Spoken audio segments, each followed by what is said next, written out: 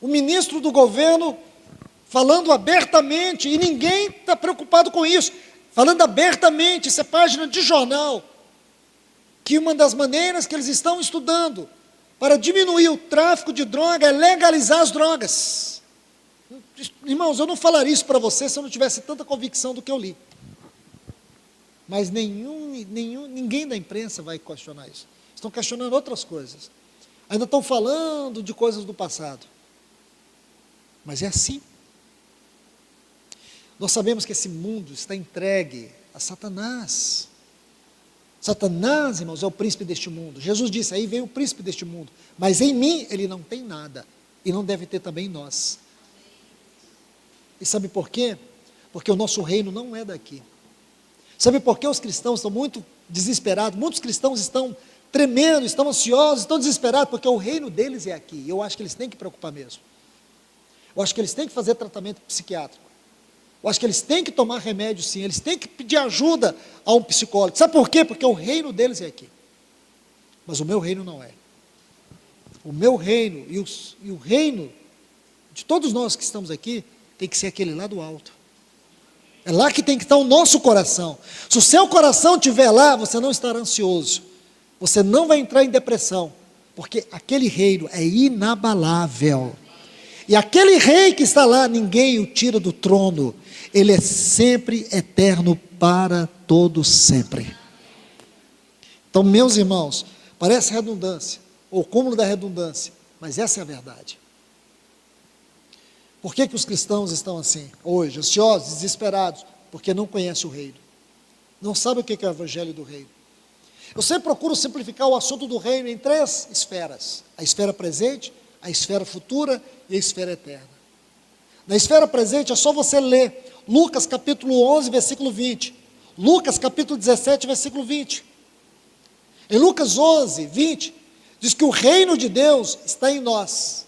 Lucas 17, 20 diz que o reino de Deus está acima de nós. Essas coisas se completam.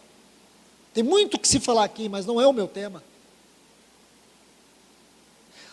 Na esfera futura, Apocalipse capítulo 20, nós temos o milênio, quando o Senhor Jesus reinará. Diz que Ele vai estabelecer o seu reino aqui, e durará 1000 anos. Isso é fato, está na Bíblia. Quero mostrar algo para você sobre isso.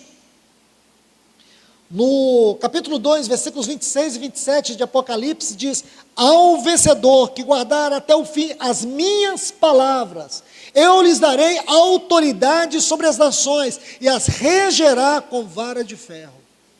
Essa é uma promessa que vai se cumprir nessa segunda fase do reino. E depois, Apocalipse capítulo 20, e o versículo 6, diz: bem-aventurado e santo é aquele que tem parte na primeira ressurreição, esta, concernente à vinda do nosso Senhor Jesus. Sobre estes, a segunda morte não terá autoridade. A segunda morte é o lago de fogo. Pelo contrário, serão sacerdotes de Deus e de Cristo, e reinarão com Ele 1000 anos. Essa é a segunda fase. E a terceira fase é a esfera eterna, a esfera da eternidade. Aí você tem que ler Apocalipse capítulo 20, os versículos 7 a 10. É muito interessante isso.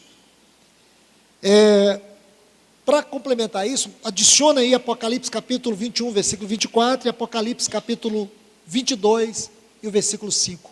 Apocalipse 21, 24 e 22, versículo 5. Então, são as 3 esferas do reino.